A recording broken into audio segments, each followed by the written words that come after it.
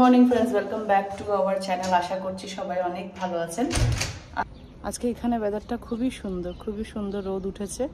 আজকে এখানে এপ্রিলের 16 তারিখ। এখন বাইরের ওয়েদার হচ্ছে 61 ডিগ্রি ফ্যারেনহাইট, সেলসিয়াস হিসাবে 16 ডিগ্রি। তো এখন আমরা যাচ্ছি ম্যানহাটনে। আমার হাজব্যান্ডের সার্জারি পরে প্রথম আজকে ডাক্তারের সাথে অ্যাপয়েন্টমেন্ট। ইভেন দো যে মানে ব্যান্ডেজটা লাগানো আছে সেটাও আজকে ডাক্তার নিজেই হাতে রিমুভ করবে। তো আমরা এখন বের হচ্ছি। এখন এখানে সকাল 10:30 বাজে, 11:30টার সময় অ্যাপয়েন্টমেন্ট আছে। তো 1 ঘন্টা লাগবে যেতে এখান থেকে ম্যানহাটন। তো চলুন তাহলে আপনাদের সাথেও সব কিছু শেয়ার করব।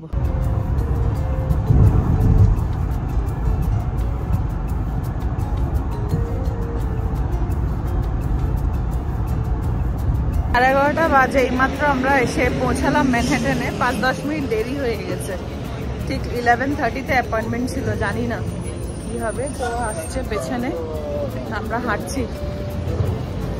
হ্যাঁ, 5th ফ্লোর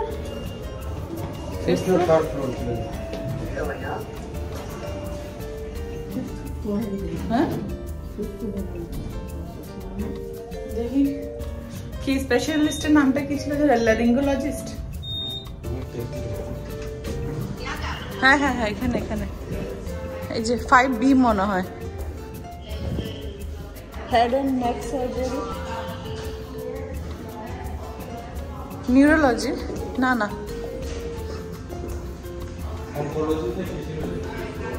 না অঙ্কোলজি না, ইএনটি, স্পিচ, পিডিয়াট্রিক না, এখানে তো নেই। 3rd ফ্লোরে হবে তাহলে। 5B-তে না, 5B-তে তো আসেনি।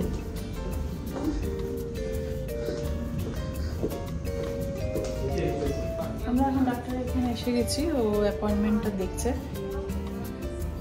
After surgery first time appointment. আজকে যে ব্যান্ডেজটা ছিল সেটা রিমুভ করবে ওর। এই হচ্ছে ডক্টরের চেম্বার। আমাদেরকে এখন ভেতরে নিয়ে এসছে। দেখি তোমার গলার স্টিচটা দেখাই একটু। বাবা, কারেন্ট লাগলো। আজকে এই স্টিচটা রিমুভ করবে, এই ব্যান্ডেজটা। না, এটা পাতলা ব্যান্ডেজের মতন দিয়েছে। এটা ওই কসমেটিক সার্জারি হয়েছে মনে হয় এখানে, বাইরেটা কসমেটিক সার্জারি। তো ডাক্তার আসবে উইদিন ফিউ মিনিটসে। আমরা ওয়েট করছি এখানে। ওটা পুরো চিপকে গেছে একদম স্কিনের সাথে, পুরো একদম টাইট হয়ে চিপকে গেছে। কালকে আমি জেলের এটা দিয়েছিলাম, তো এখানে একটু ব্যথা, একটু সামান্য কম লাগছে। দেখো আজকে যা যা প্রবলেম হচ্ছে ডাক্তারের সাথে ভালো করে ডিসকাস করো।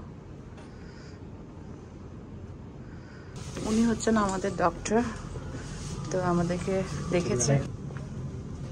তো এখন আমরা একটু নার্সের সাথে কথা আছে, কিছু অফিসিয়াল কিছু ব্যাপার স্যাপার আছে, সেগুলো আমরা এখন ডান করব। তো আমরা এখন ওয়েট করছি। ডক্টরের সাথে কথা হয়েছে। তো যে ব্যান্ডেজটা রিমুভ করার কথা ছিল সেটা রিমুভ করেনি ডক্টর, কেন ওইটা একদম স্টিক হয়ে আছে স্কিনের সাথে।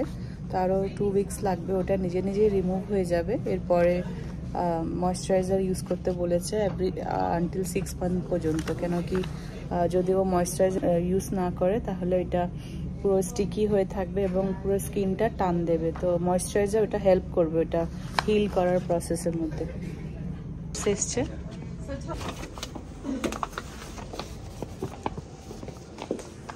চল না, ভালো হয়েছে। এই তো এখানে রিপোর্ট দিয়েছে। আমাদের ডাক্তার দেখানো হয়ে গেছে। আমরা একটু 3rd ফ্লোরে যাবো এখন। আমার বাবার জন্য একটা অ্যাপয়েন্টমেন্ট নেবো গ্যাস্ট্রোএন্টারোলজিস্টের, তো সেটা নেওয়ার জন্য নিচে যাচ্ছি।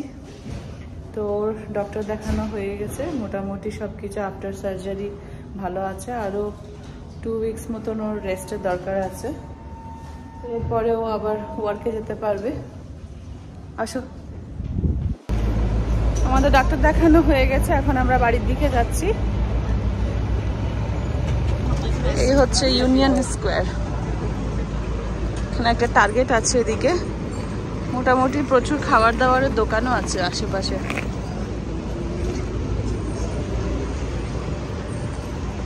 আমরা এদিকটা তো আগে আসিনি মা, পেছন সাইডে না, এদিকটা তো অনেক,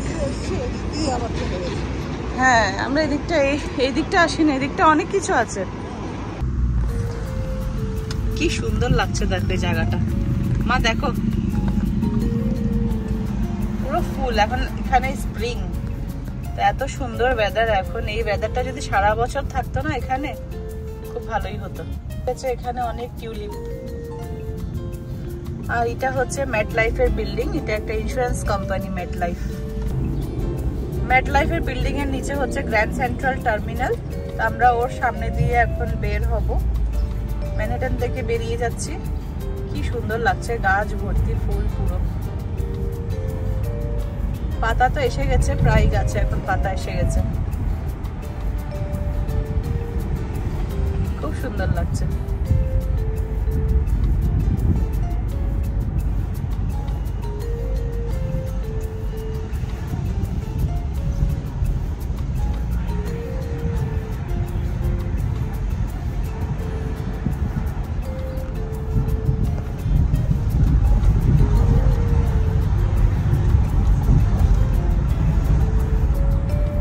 সামনে এখানে লেখা আছে গ্র্যান্ড সেন্ট্রাল টার্মিনাল।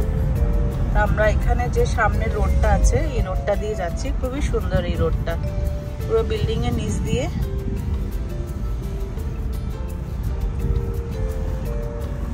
এখানে সব স্কাই স্ক্রেপার্স।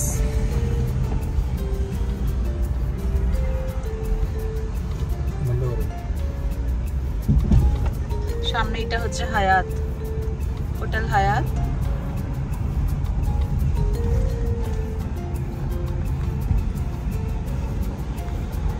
হাইরাস বিল্ডিং সব এদিকে।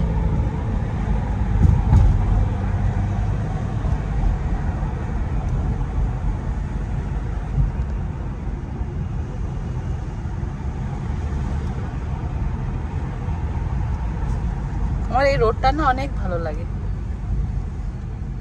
কানেকশন নিউ ইয়র্ক সিটির যত ধরনের মানে রেল স্টেশন আছে সব এখান থেকেই কানেক্টেড। তো এটা হচ্ছে গ্র্যান্ড সেন্ট টার্মিনাল।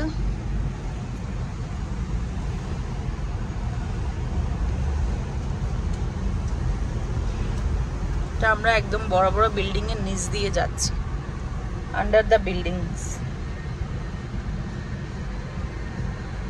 এখন এখানে প্রায় দুপুর 1:10 বাজে, তো একটু জ্যাম আছে, ট্রাফিক আছে এখানে। এদিকটা হচ্ছে নিউ ইয়র্ক সিটির পার্ক অ্যাভিনিউ। অনেক কটা এখানে হাই রাইজ বিল্ডিংস আছে।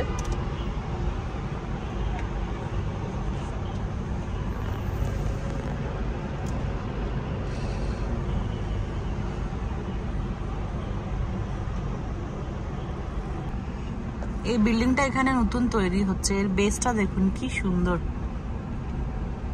অনেক স্ট্রং বেস। এখনো কাজ বাকি আছে, আরো উঠবে। এগুলো হচ্ছে কাজ হচ্ছে, বাইরে এলিভেটর এটা লাগিয়েছে, এটা আলাদা এলিভেটর। এগুলো যখন পুরো বিল্ডিংটা কমপ্লিট হয়ে যাবে এই এলিভেটরটা তুলে ফেলবে ওরা।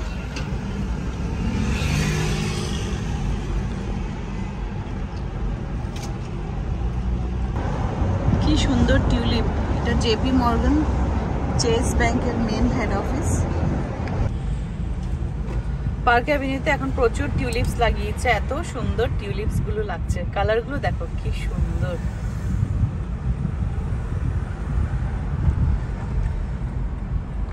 ওয়াও,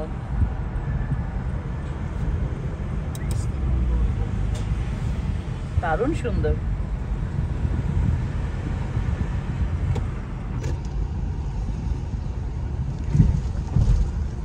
পার্ক অ্যাভিনিউটা না এরকম স্প্রিং সিজনে আসলে এত সুন্দর টিউলিপস লাগায় এখানে, খুব সুন্দর লাগে, বিভিন্ন কালারের। এই এরিয়াটা যেমনি পুরো ইয়েলো লাগিয়েছে। সামনে একটা দেখছি ওখানে রেড ইয়েলো অরেঞ্জ মিক্স।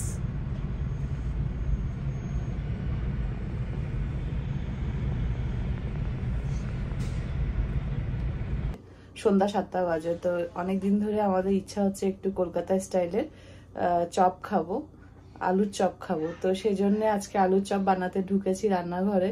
তো সেটা আপনাদের সাথে শেয়ার করব, আলুর চপ আমরা কিভাবে বানাই। এখানে মোটামুটি সবকিছু জ্যাকসন হাইটসে পাওয়া যায়, কিন্তু এই কলকাতা স্টাইল আলুর চপটা পাওয়া যায় না। তো আপনাদের সাথে সেটাই শেয়ার করব। আর মাঝে মধ্যে আমরা বাড়ির মধ্যে এভাবে বানিয়ে খাই। এখানে এই হচ্ছে, এখানে আলু দুপুরবেলা সিদ্ধ করে রেখেছিলাম। তো এখন এখানে নুন আর এটা ঘরে বানানো মশলা, শুকনো লঙ্কা, জিরা আর ধনে ভেজে এটাকে গুঁড়ো করে রেখেছে। আর এই মশলাটা এখানে দিয়ে দেবে।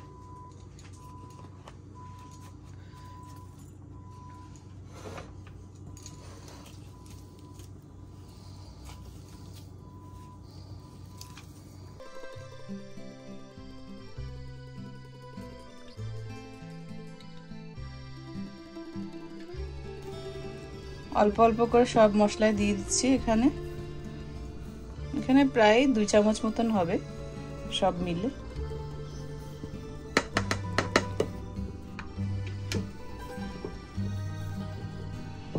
ভালো করে মশলা আর আলু ভালো করে মিশিয়ে নিচ্ছে, মেখে নিচ্ছে আসলে।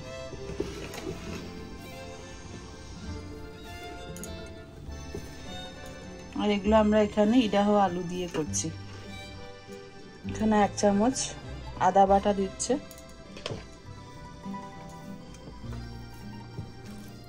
আলু চপের জন্য আলু আর মশলা প্রায় মাখা হয়ে গেছে। আরো বেশ কিছু এখানে চিলি ফ্লেক্স দিচ্ছি একটু ঝালটা হওয়ার জন্য। তুমি বলো।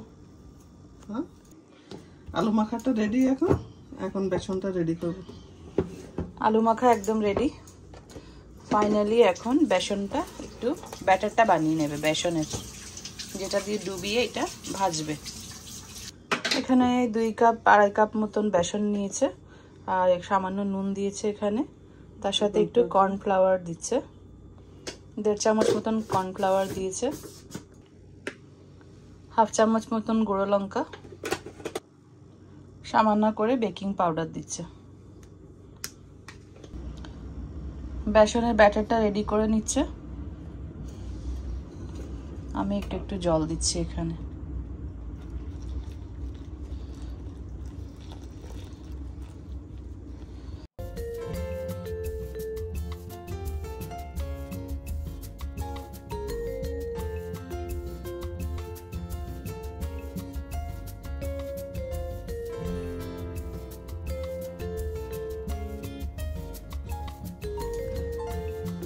ব্যাটার বানানো হয়ে গেছে, একদম রেডি। ব্যাটারও না হবে একদম পাতলা, না একদম বেশি ঘন না, মিডিয়াম হবে। এই চপটা করতে এই ধরনের একটা জিপলকের প্যাকেট নিয়েছি। এটাকে এইভাবে কেটে 2 পিস করতে হবে এটাকে।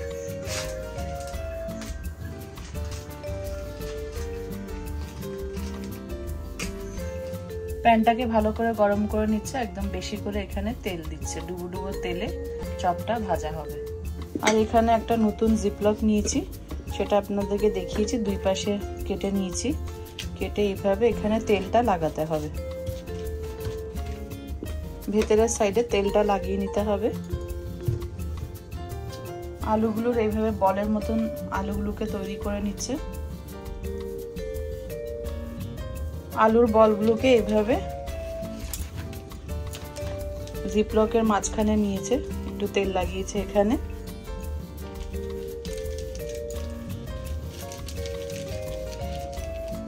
এগুলো যারা প্রফেশনাল আসলে হাত দিয়েই করে ফেলে, আমরা অত প্রফেশনাল না, তাই এইভাবেই করছি। তো এইভাবে বাটির সাহায্যে এটাকে ফ্ল্যাট বানিয়ে নিয়েছে। আলুগুলোকে ফ্ল্যাট বানিয়ে বানিয়ে রেডি করে রাখছে।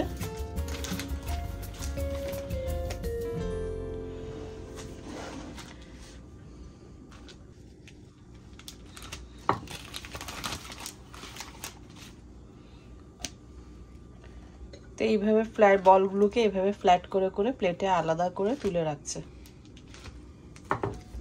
আমি মাকে হেল্প করছি, এক পাশে করে দিচ্ছি এগুলো।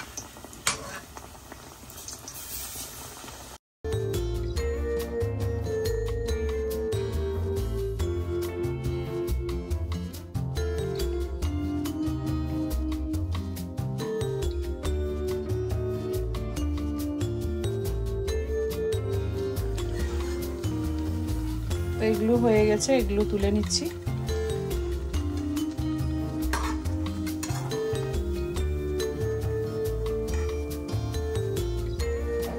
গরম গরম এগুলো মুড়ি দিয়ে খেতে না দারুণ হয়।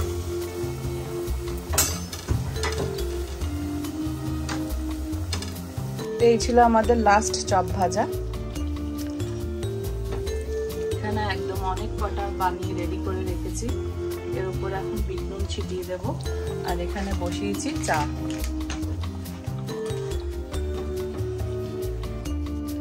চপের উপরে এখন একটু বিট নুন ছিটিয়ে দিচ্ছে। বিট নুন দিয়ে না দারুণ হয় খেতে এই চপ বেগুনি এগুলো, বিশেষ করে আলুর চপটা।